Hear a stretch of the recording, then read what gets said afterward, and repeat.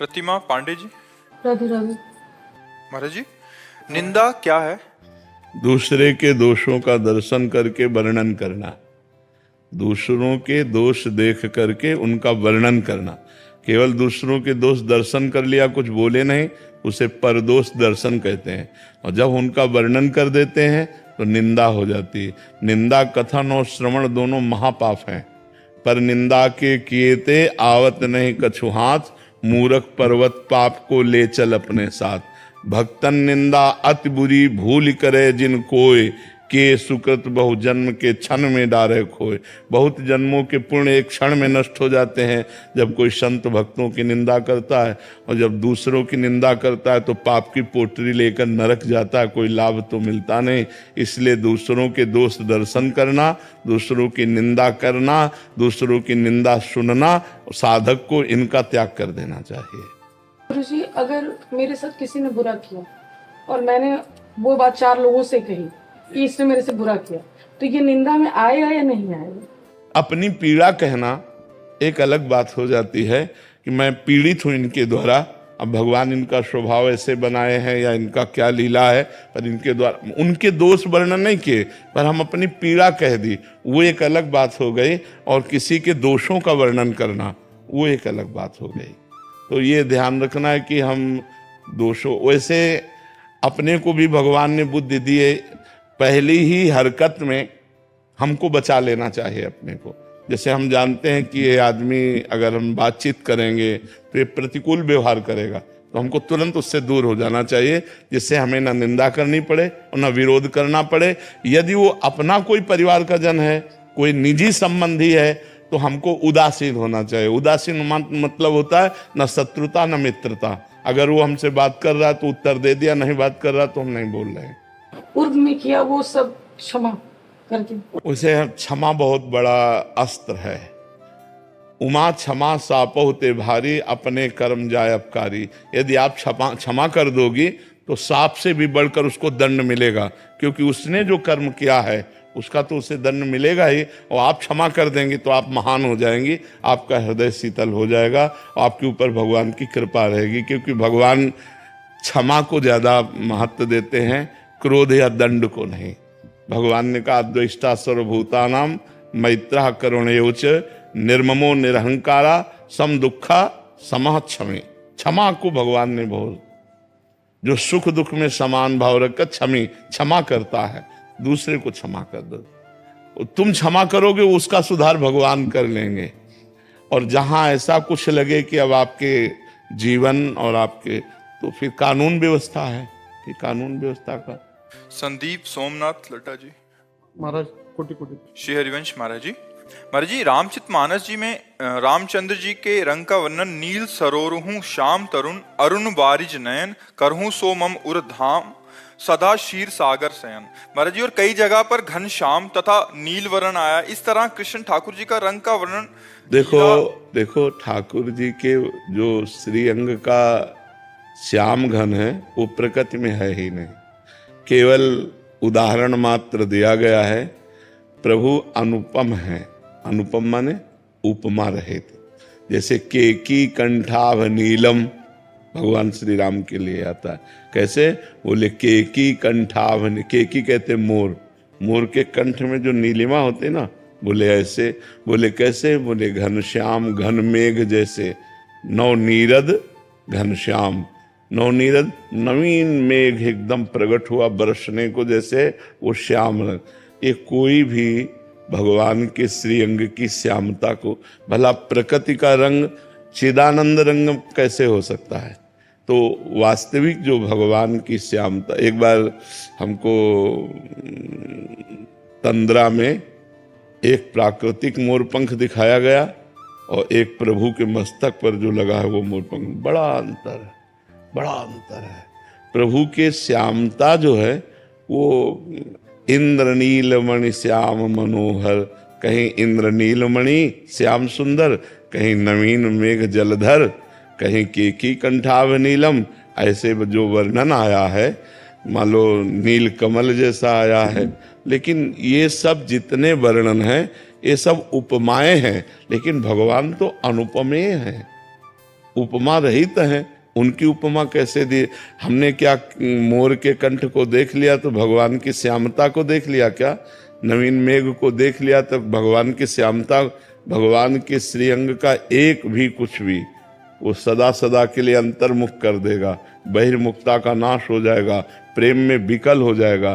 तो ये सब जितने उदाहरण दिए गए हैं, ये सब ऐसे दिए गए हैं जैसे चंद्रमा वृक्ष की डाल के ऊपर एक हाथ देखो, डाल से एक हाथ देखो दिखाई दे रहा है, तो क्या डाल के एक हाथ ऊपर चंद्रमा है? लाखों करोड़ों हाथ ऊपर है, लेकिन हमें दिखाई दे देता है कि नहीं दिखाई देता? हाँ हाँ दिखाई दिया। बोले देखो इस अमुक के ऊपर चंद्रमा दिखाई दे, हाँ हाँ दिखाई दिया। तो इसे कहते चंद्र शाखा न्याय। तो हम भगवान की उपमा देते कि लगभग लगभग ऐसे होंगे, हम भावना कर सके। बकाया सही जो रूप है भगवान का, वो प्राकृतिक कोई उदाहरण ही नहीं बैठता, वो अनुपम है। वो जब श्यामता हमारे बसेगी तो गोपीजन क्या कह रहे हैं, जित देखूं तित श्याममयी है। अब तो कुछ दिखाई ही नहीं देता, जिधर देखूं वही श्याम सुंदर, वही श्याम सुंदर, वही श्यामता। ऐसा लगता है पूरी सृष्टि में श्यामता की बेली बो गई है, क्योंकि अपनी आंखें श्याम रंग से रंग गई। पी मूर्ति नैनन बसे तेहि रस रहाय समाय, ए लक्षण सुन प्रेम के और न कछु शुभाय। प्रीतम की मूर्ति बस गई। अब वो श्यामता, वो गोरापन प्रकृति में नहीं है जो प्यारी जू और प्यारे जू में है, जो राम जू और सिया जू में है। नीला है या मेघ श्याम है? श्याम यानी काला का सावला आता है, और नीला तो वो समझ नहीं आ रहा है। ना काले हैं ना नीले हैं, ना वो नीले हैं ना वो काले हैं, वो श्याम है। धारण करे शुरुआत, नाम जप, नाम ध्यान, नाम प्रकट करेगा। देखी रूप नाम आधीना, गोस्वामी जी ने लिखा ना, देखी रूप नाम आधीना। जब आप राम राम राम राम रटोगे तो जहां राम नाम का ध्यान करते वहीं राम जी की श्यामता आने लगेगी। वो श्यामता प्रकृति में किसी से नहीं जोड़ी जा सकती। ना वो काले हैं ना वो नीले हैं, वो ऐसे हैं कि बड़े बड़े गोरे दीवाने हो जाते हैं। बहुत सुंदर है, बहुत सुंदर है।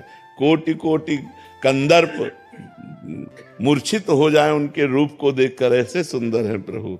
और ये इतने सुंदर है कि वो स्वयं मोहित हो जाते हैं अपने बाल रूप में। जब मणिजटित खंभे हैं उनमें देखते हैं तो बालक नजर आता है, तो बार बार ऐसे गले लगा ले के खुशी। इतने सुंदर है कि वो खुद अपने को गले लगाना चाहते हैं। स्वमन मन मोहन, स्वमन मन मोहन, स्वयं के मन को मोहित कर ले, इतना सुंदर रूप प्रभु का है। मुनि मन मोहन, मदन मन मोहन, विश्व मन मोहन भगवान को कहा है, और राधा मन मोहन। तो इसलिए उनका जो रूप है, उनकी जो श्यामता है, वो न नीली है न काली है, एकदम अद्भुत श्यामता। अब उस अद्भुत श्यामता को बोले कैसी है? बोले जैसे मोर के कंठ की कंठाभ नीलम। बोले कैसे? उसे जैसे नवीन जलधर। अब उदाहरण में कुछ तो, सूर्य के प्रकाश को हम कैसे उदाहरण दे सकते हैं? लेकिन जब हम कागज में बनाते हैं सूर्य और उसमें स्याही भरते हैं तो लगने लगता है ना ये सूर्य है, सूर्य का प्रकाश है। लेकिन क्या उसमें सूर्य का प्रकाश आ गया क्या? ऐसे ही श्यामता का वर्णन है, क्योंकि भगवान अनुपम है। तो भगवान का सब कुछ अनुपम है, उनका कोई उदाहरण नहीं दिया जा सकता कि भगवान कैसे। बोले भगवान ऐसे, ऐसे उदाहरण हो गया तो उपमा हो गई ना। भगवान अद्वितीय है, अनुपम है। समझ पा रहे आप?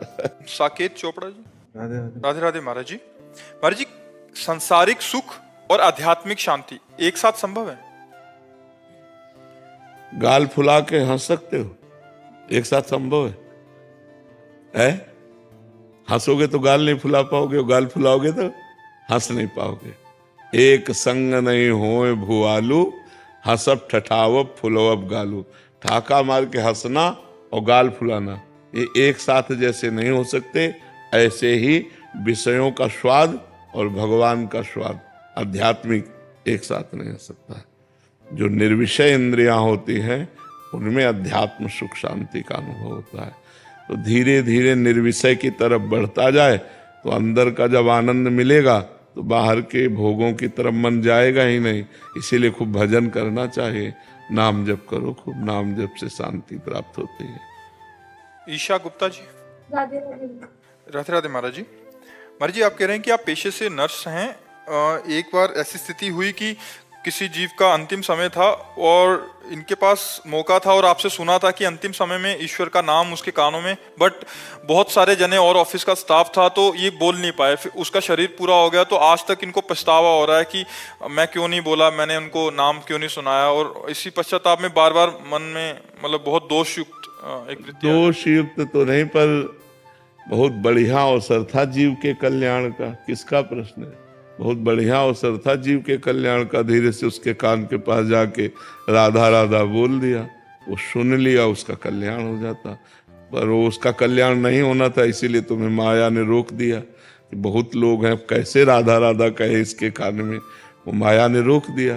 तो इसीलिए पश्चाताप तो मत करो, क्योंकि उसको नहीं सुनना था, इसीलिए भगवान ने सुनाने नहीं दिया। नहीं तो कल्याण तो पक्का, कोई जीव मरने जा रहा हो और उसके कान में राधा राधा कृष्ण कृष्ण सुना दो, पक्का उसका कल्याण हो जाएगा, पक्का कल्याण हो जाएगा। और संसार में किसी से प्रेम करते नहीं है, और श्री जी से प्रेम करना चाहते हैं लेकिन होता नहीं है क्योंकि नीच है। तो प्रेम की पराकाष्ठा पे पहुंचना है नीच होने के बावजूद। नाम जप से, राधा नाम में प्रेम में है, वो सब बात बना देगा। बस नाम जप करते हो, राधा राधा राधा, ये प्रेम की पराकाष्ठा है राधा नाम। राधा नाम प्रेम समुद्र है। राधा नाम सुधारसम जसे तुम जिह्वास्तु में विह्वला। ऐ जिह्वा तू विह्वल होकर राधा राधा अमृत का पान कर। ये ही नाम जब करना शुरू करोगे तो आपको पहले जलन महसूस होगी, ये सब काम क्रोध आदि परेशान, फिर धीरे धीरे शांति आने लगती है। प्रवीण कुमार जी कोटा से। राधा वल्लभ श्री कृष्ण। श्री हरिवंश महाराज जी, आपके चरणों में कोटि कोटि नमन। महाराज जी, क्या कोई ऐसा उपाय है कि मैं आपसे पहले निकुंज में पहुंच जाऊं आपके स्वागत की तैयारी के लिए? किसका प्रश्न है? अब ये तो यार श्री जी कर सकते हैं, श्री जी कर। वैसे अगर ऐसा होता तो सैकड़ों तैयार हैं कि हम आपसे पहले जाए, हम कभी ये ना सुने कि आप चले गए। इससे अच्छा है हम पहले चले जाएं। ऐसे मान लो आप तो गृहस्थी में रह रहे हैं, हमारे विरक्त बच्चों से पूछा जाए तो सब हाथ उठा देंगे कि हम पहले जाना चाहते हैं। हम कभी ये सुनना नहीं चाहते कि हमारे गुरुजी पधार गए, हम तो ये देखना चाहते हैं कि हम पहले पधार गए और गुरुजी का वहाँ स्वागत करें। तो सब ऐसा चाहते हैं, लेकिन भैया नर सोची नहीं होत है, हरि सोची तत्काल। बलि चाहा आकाश को, प्रभु भेज दिल पाताल। रसातल का राज्य दे दिया। तो हमारे तुम्हारी सोच से नहीं होगा, सोच वही होगी जो श्री जी की होगी। महाराज जी, हम आपको यही स्वरूप में देखना चाहते हैं, वहां भी सहचरी भी हो तो ऐसे ही हो। आपका स्वभाव भी यही हो जैसे हमसे हंसते खेलते हैं। नहीं, ये तो पांच भौतिक स्वरूप ये इसी देश का है, ये उस देश में प्रवेश नहीं पाता। हमें तो लगता है सहचरी भी ऐसी ही हो। महाराज जी, मतलब आप अगर आशीर्वाद दे देंगे, श्री जी की कृपा हो जाएगी तो शायद हो जाए। हम तो सबको आशीर्वाद दे दे, आज झंझट खत्म हो ना। हमको अब हमको क्या चिंता है कि जितने शरणागत हैं, हमारा शरीर पूरा होने के बाद ये कैसे रहेंगे, इनकी कैसे खान पान की व्यवस्था अलग चीज होती है। एक प्यार, एक दुलार, एक वातावरण, एक तो वो जो कि हमारे गुरु जी हैं, हमारी बात है, कोई बात आई तो हमसे समस्या का समाधान है, एक प्यार है, ये सब अनाथ हो जाएंगे, नहीं हो जाएंगे। लेकिन अपना कोई बस थोड़ी है, अपना कोई बस नहीं। हमारे बस की बात तो है, लेकिन कितने दिन जीना है। अभी कहो भगवान 10वीं वर्ष जिला दें और कहो 10 मिनट में पूरा हो जाए, अब इसका कुछ कहा नहीं जा सकता। अच्छा, कितने स्वस्थ हमारे सामने चले गए और बीमार हम बैठे हुए। तो ये भी खेल है कि जरूरी नहीं है कि हम पहले जाएं, कौन कहाँ कब निपट जाए, ये खेल नहीं जाना जा सकता है। बड़ा विचित्र खेल भगवान का है।